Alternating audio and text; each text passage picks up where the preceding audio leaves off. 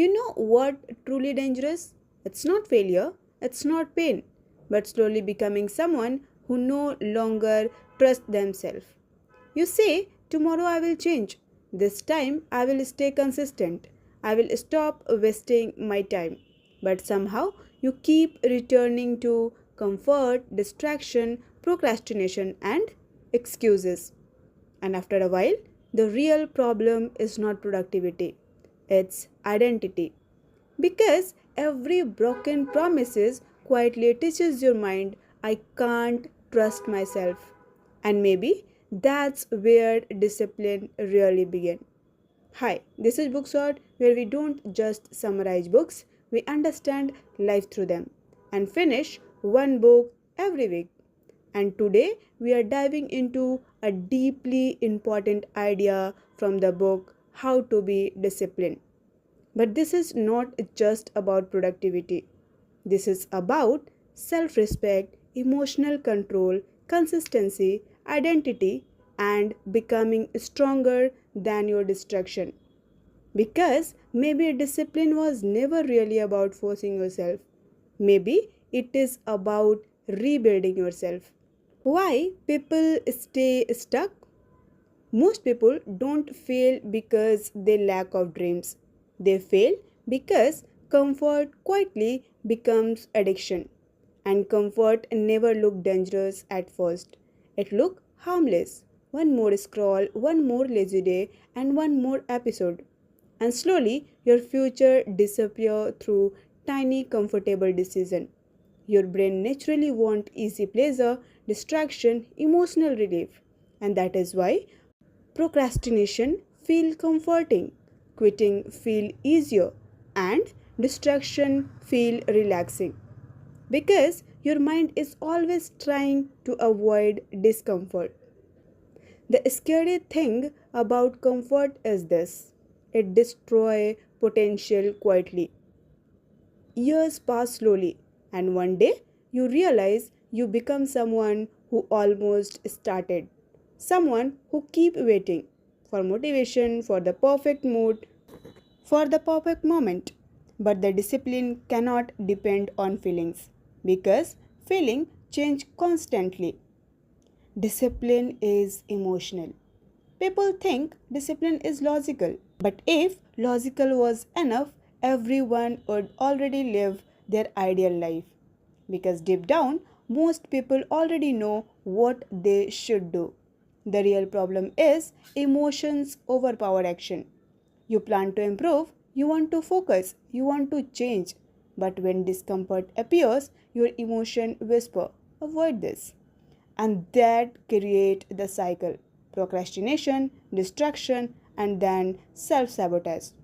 Not because you are weak, but because your mind keep choosing emotional relief over growth. So the question is, why people sabotage themselves? One of the most painful thing in life is watching yourself destroy your own progress. You know what matters, you know your goals, but somehow you still escape. Why? Because self sabotage is usually emotional avoidance. People avoid failure, pressure, discomfort, and uncertainty. And slowly, temporary comfort becomes stronger than long term dreams. You become what you repeat. Your life is not shaped by one huge moment. It is shaped by repeated small decisions. One lazy day seems harmless. One skipped habit seems harmless.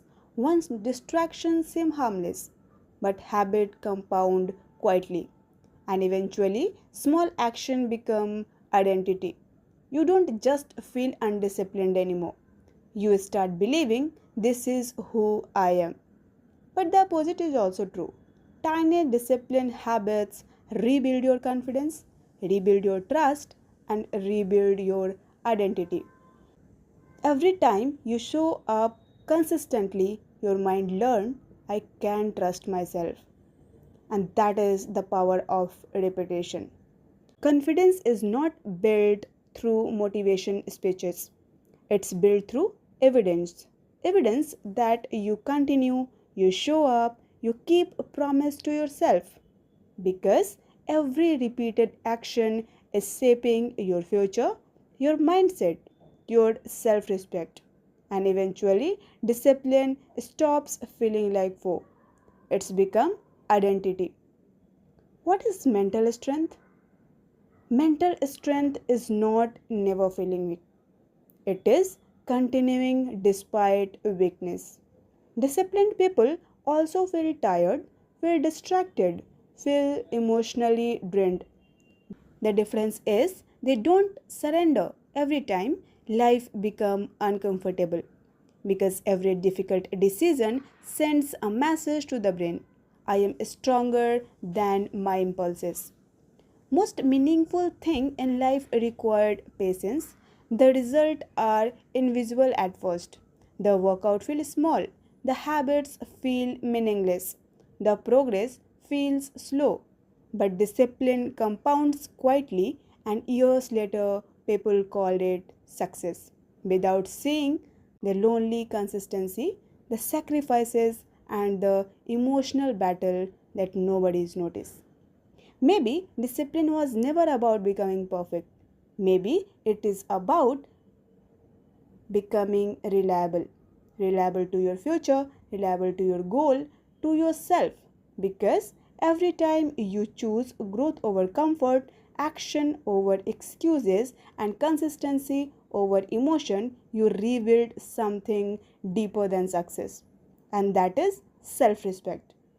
Maybe your future is not decided by talent, by motivation, or by luck. Maybe it is decided by the small choices you repeat every day when nobody is watching. And maybe real discipline begins the moment you stop negotiating with your excuses. And finally, become someone you can trust. We start next book from tomorrow, so stay tuned.